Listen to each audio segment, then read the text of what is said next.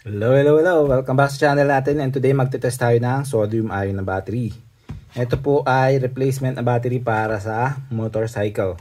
Wala tayong motor na mapagte-testingan nito, so ang ite-test lang talaga natin ay yung cell mismo. For sure naman mag-work to sa motor. 12.4 volts yung nominal voltage. Check natin kung ano ang voltage niya ngayon. 13.87. Una, buksan na natin para makita natin yung cell sa loob.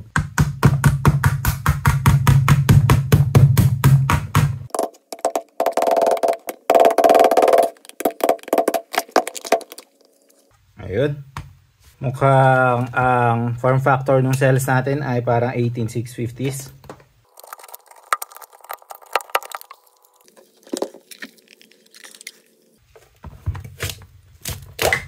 Ayun. So ito yung loob niya. Bilangin natin kung ilan ba ang cells natin. 1, 2, 3, 4. So meron tayong 16 cells. Naka 4S na 4 na parallel cells. So 4S, 4P. Tapos meron something na nakakabit dito. Check natin. Ano ba to?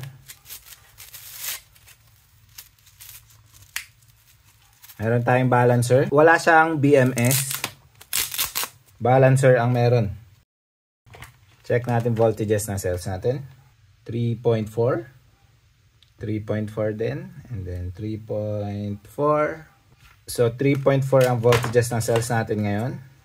Kung ang nakalagay dito ay 12.4 volts yung nominal voltage, tapos 4S yan. So ang nominal voltage ng isang cell ay nasa 3.1. Tingnan nga natin, may mga markings yung cells. So tanggalin natin itong kalagay dito para mabasa natin.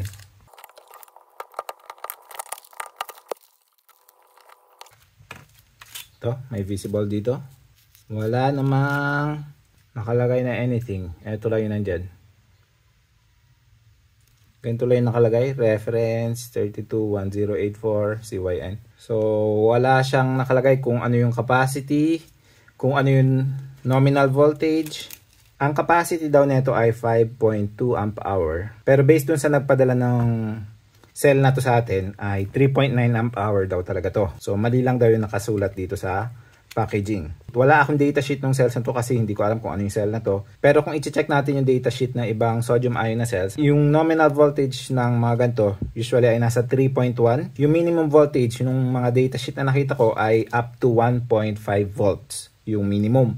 Highest ay 3.95. Yung iba pa nga nilalagay 4.6. So, para safe lang, 3.95 din yung gagamitin natin na voltage kapag i-charge natin to. So, pag charge natin yan, 3.95 ang isang cell, multiply natin ng 4 kasi 4S nga to. So, 15.8 volts. Pasok na pasok siya sa voltage ng i-replace niya na lead acid battery. Kasi usually, nasa 14.6 volts yung lead acid battery. Hindi to basta-basta ma-overcharge kapag pinalitan nyo ng gantong cell yung motor nyo or kung sa sasakyan man. Next ay check natin yung CCA ng battery natin. Gagamitin ko tong tester na to, Conway. So, saset natin sa lithium kasi si lithium to. At ayan, 87 amps. Next, itry natin tong isa, NSS, 7.2 amp hour, 12 volts din. Para may reference lang tayo, 77 amps. Ayan. So, comparable naman siya. So, kapag ang papalitan niya na battery ay yung gantong size, pwede nga talaga siyang pamalit.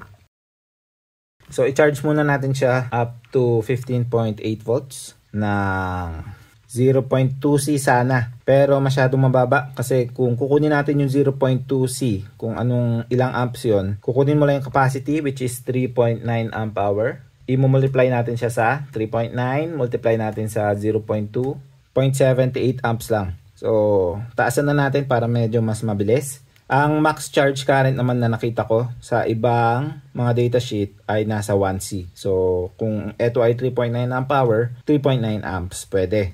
So, sa tester natin, set natin sa charge 1 amps at 15.8 volts. Start natin. At yan, nag-charge na tayo at 1 amp. So, after natin itong ma-charge, i-discharge din natin siya ng 0.5C. Ilang amps yun? So, ganun ulit. 3.9 multiply natin sa 0.5, 1.95 amps. So, i-discharge natin siya ng 1.5 volts per cell or 6 volts. So, super baba na. So, medyo wide talaga yung voltage range niya. Tapos, ang sabi pa nila, pwede mo daw siya i-discharge up to 0 volts. Unlike sa ibang cells, mga lithium ion, yung LiFePO4 natin, hindi mo pwedeng i-discharge up to 0 volts kasi masisira yung cells mo. Ito, pwede hanggang 0 volts. So, ititest din natin siyang i-discharge up to 0 volts. Iko-compare natin dun sa up to 6 volts na discharge rate. Ayan. Sige, babalik na ako. Pagkatapos ng mga test ko, pakita ko sa inyo yung results. Okay, natapos na yung first na discharge test natin. Hindi ko muna discharge pa ulit up to 0 volts kasi change of plans tayo. I-test na lang natin per cell, hindi yung buong battery. Kasi kapag discharge natin to 0 volts tapos nasira na, hindi na natin mako-compare kasi sira na lahat yung cells natin. So, per cell na tayo magte-test. Ang natapos lang natin ay yung unang discharge test natin tsaka charge. So, pakita ko na muna yung results bago natin i-test ulit. So, ang sabi dito sa kahon niya, 5.2 amp hour yung capacity. Tapos yung nagbigay sa atin nito, ang sabi niya 3.9 amp hour daw yung totoong capacity. Pero nung tinest natin ay nasa 5.1 amp hour yung capacity niya. So almost 5.2 na yung nakuha natin. Yun ay sa 3.95 volts na max voltage up to 1.5 volts. Tapos makikita nyo yung discharge curve natin. Ayan, parang lithium ion lang siya. Dire-diretso yung pagbaba. Tapos meron siyang medyo nag-flatten yung pagbagsak dito. Nasa around 40% siguro to. So, close yung discharge curve niya sa lithium ion. Unlike sa LiFePO4 na flat. Kapag discharge natin, nag-stay siyang flat. At kapag malapit na mag-discharge, dun siya bumabagsak. Ito, medyo linear yung pagbagsak ng voltage. Yung pag-charge din pala natin, ang nakuha natin na capacity nung chinarge natin ay 5.4 amp hour. So, mas madami tayong nalagay. Ibig sabihin, medyo meron siyang inefficiency. Kasi, ang nilagay natin, 5.4. Pero pag discharge natin to, ang makukuha lang natin, 5.1. So, saan napunta yung difference na yon? Malamang na-convert sa heat yon. Yung efficiency niya parang nasa ilang percent yan? Parang nasa 93%. I-round up na natin, 94%. Compared sa LiFePO4 na mga tines natin, around 98, 97 to 99% yung efficiency kapag china-charge natin. Kung ano yung discharge natin, close din yung pag i-charge natin, close din dun yung makukuha natin. So, mas efficient yung LiFePO4 kaysa dito. Tapos, ayan, 4 na nakaparallel. At ang nakuha nga natin ay, sabihin na natin 5.2. Kung i-divide natin yan ng 4, ang isang cell ay 1.3. So, mababa pa yung capacity nito. Unlike dito, mga nasa 3.4 to. So, more than twice yung capacity ng mga lithium ion. Same size. I-check natin yung weight mamaya kung gaano kabigat ba. Kung sino mas mabigat sa kanila. Pero yung capacity nila, twice nung lithium ion. Sa LiFePO4 naman, mas mababa ng konti sa lithium ion yung LiFePO4. Pero mukhang mas mataas pa siya yung LiFePO4 kaysa dito sa sodium ion na cell natin. So, kuha tayo ng ilang piraso ng cells dito para matest natin individually. So, naka-spot weld, 4.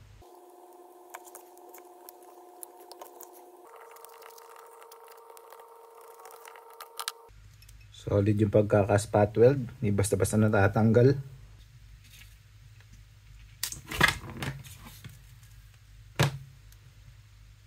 Nag-spark.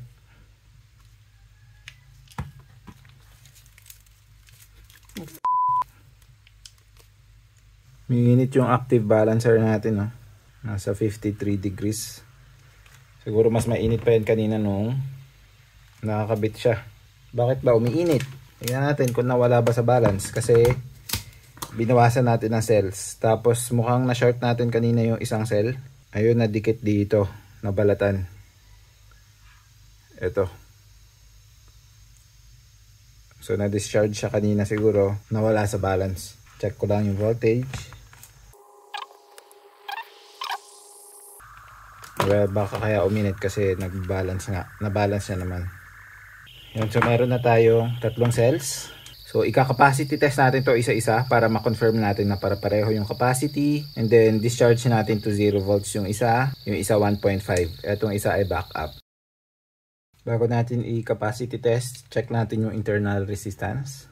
26 milliohms yung internal resistance ng cells natin. Yung mga bagong lithium ion na cells, nasa 15 to 40. Depende sa quality ng cell. Yung 26, medyo okay na yun kapag sa lithium ion. Yung mga high discharge rate, nasa 15 to 25. Ito nasa 25. So okay naman siya. So ayan, nag-discharge tayo at 3C or 3.9 amps. At umiinit na yung cell natin. 44 degrees Celsius na. I think ang safe naman ay up to 60 degrees Celsius. At continuous na 3.9 amps, medyo mainit na.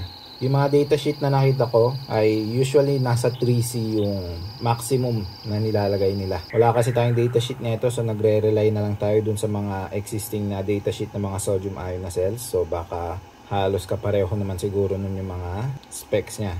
So natapos na yung discharge natin at 3C or 3.9 amps at yung temperature ay nasa 54 degrees Celsius ata yung pinakamataas. So malapit na siya sa 60 degrees Celsius. So I think 3C nga talaga yung maximum discharge rate niya. Continuous. Kasi kung gagamitin siya as starter tapos yung na-test natin na cranking amps niya ay nasa 80 something, parang nasa 20C. Hindi naman continuous yun. So burst lang yun. Kaya pwede pa rin. Pero kapag continuous, 3C siguro yung pinaka-maximum kasi more than that, iinit na to. Sa next video siguro, ito-torture talaga natin to. Titignan natin kung ano mangyayari kapag i-discharge natin ng 10 to 20C ng continuous. Tingnan natin kung ano mangyayari. Sa ngayon, ang gagawin ko na nasusunod ay cycle test na. 20 to 30 times ko siguro i-discharge. Tapos, saka ko ipakita lahat ng mga results na ginawa ko. So, ayan po, nakapag-capacity test na tayo at ito yung mga results natin. Una, discharge natin siya ng iba't ibang discharge rates. So, yung 0.2C natin na discharge ay nakakuha tayo ng 1,432 mAh, which is more than pa sa 1.3 amp hour na ini-expect natin. Tapos, habang tinataasan natin discharge rate and bumababa siya ng pakonti-konti. At yung pinakamataas na discharge rate natin at 3C or 3.9 amps, nabawasan yung capacity ng almost 10%. So, dito sa side na ito makikita nyo yung unti-unting pagbaba ng capacity habang tumataas yung discharge rate natin, which is normal naman po yan. Kung titignan natin yung ibang mga cells na tinest natin before, like ito, tignan nyo, 97% at 3C. Ito ay 18650 cell to. So, konti lang yung ibinaba compared sa 10% ng sodium ion cell natin. Pero meron pa tayong ibang mga tinest pa na mas yung kasi yung magandang cell yun. Pero kapag hindi ganun kagandang cell, eto, tignan nyo, nasa 94%. At yung mas mura pa na cell, tignan nyo, pagdating ng 3C, 29% na lang. Kasi namatay na agad yung pag-discharge dahil super init na ng cell. So yung 90% sa tingin ko ay okay pa naman yan kasi nasa initial stage pa lang talaga ng development yung sodium ion. Okay pa rin yun. Next ay sinycle test natin siya ng super tagal. Inabot tayo ng 121 hours which is parang 5 days na yan or more. So sinycle natin at 1C or 1.3 amps. Tapos grinaph natin yan, yung nakuha nating results. At eto, tingnan nyo, halos hindi bumaba yung capacity. Straight pa rin. At kapag in-extrapolate natin yan, which is hindi naman talaga yan accurate talaga. Kasi pwede pang magbago yung pagbaba ng capacity habang sinacycle natin yung cell. Pero dyan, ang nakuha natin ay aabutin siya ng 3 or more years bago umabot sa 80% yung capacity. Which is really good na yun. Kasi 1C pa yung discharge rate natin. Usually, kapag nagtetest sila ng ganyan, ay 0.2C lang. Kaso kapag ginawa natin yun, aabutin na tayo ng ilang buwan para matapos lang yun. Based lang dito, masasabi natin na mas mataas yung total cycles ng sodium ion versus sa mga 18650s na lithium ion. Halos ka-level na nga niya yung life PO4 sa total cycles. Tapos sabi ko, diba, i-discharge natin to 0 volt. Pero hindi na muna natin yung gagawin kasi napakatagal pong mag-cycle ng cells natin. So, i-follow up na lang natin na video yun. Kasi kung i-discharge lang natin siya ng once, wala tayong meaningful data na makikita doon. Kasi kahit naman yung ibang lithium cells, pwede mong i-discharge once to 0 volt. Tapos, meron ka sigurong konting degradation na makikita, pero yun nga, hindi masyadong meaningful. So, isa-cycle natin siya ng madami ulit para mas may makita tayo kung magde-degrade ba siya ng mas matagal. Ayun po, so far naman po ay mukhang maganda naman tong mga sodium ion na cells. In development pa talaga sila, kaya hindi pa ganun kataas yung capacity. Pero kung babagsak pa ang presyo nito, which is mangyayari talaga kasi mas mura yung raw materials na ginagamit nila para makapaggawa ng ganito, yun, pwede siyang ipalit sa lithium ion cells natin or sa LiFePO4 cells natin. So hopefully, mas bumilis yung development nila para magkaroon tayo ng mas murang mga cells. So ayan po, stay tuned lang po kayo sa channel natin para makita nyo pa yung ibang gagawin natin dito sa mga sodium ion cells natin. Pag may katanungan kayo, leave lang po kayo ng comment below. Don't forget to like and subscribe, and I will see you again next time. Bye!